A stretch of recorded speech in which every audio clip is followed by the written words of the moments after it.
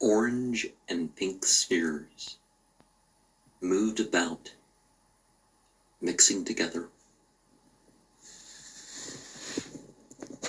The darkness of a neon sort was upon the face of the land, and above,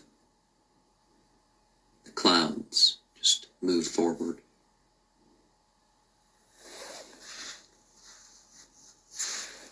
There was a yellow tent in the middle of the land.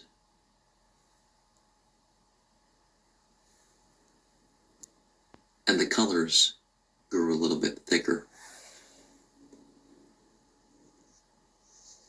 During the final reading, it was like there was a hashtag of 8 lines,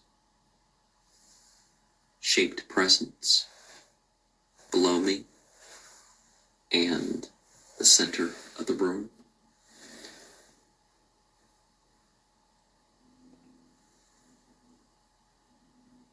Also, during that contemplative reading, I saw a strange movement in the shadows. And there was a moment where I saw the world darken. And when I turned to do the final scrying, there was a crescent of white through the sky. Not the moon, but from one's perspective, it was much bigger.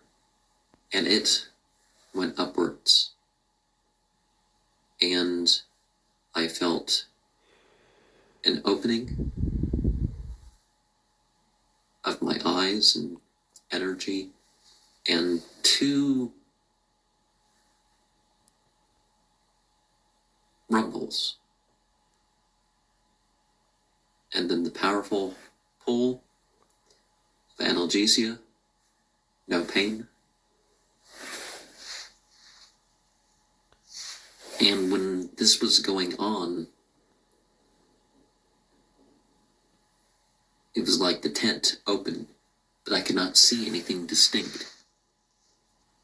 We have the case of Anton Susanner LaVey's messed up version of the Enochian keys. I have done some work on someone else's version of the Enochian keys, where I furthered the conclusion in the version that they had came up with. But that version actually, kind of uses the language right. But anyways, after Aleister Crowley, we had L. Ron Hubbard and Jack Parsons and others trying to bring about what we call the apocalypse. But not per se apocalypse as in, global destruction and all that other things people think. It's an unveiling. It's a personal unveiling.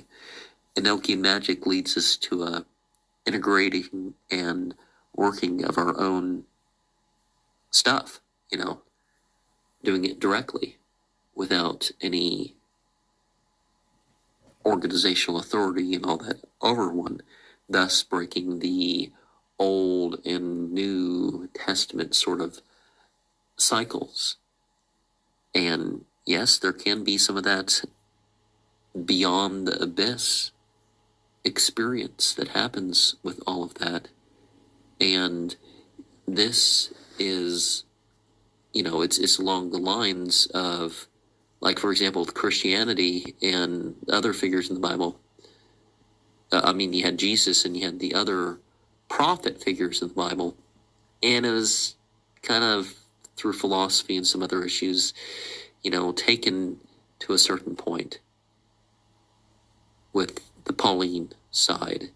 And then your general person that's not even of a biblical Christianity takes it to a further step. So, those figures were supposed to be like beyond the abyss, and they're having their, experience thereof.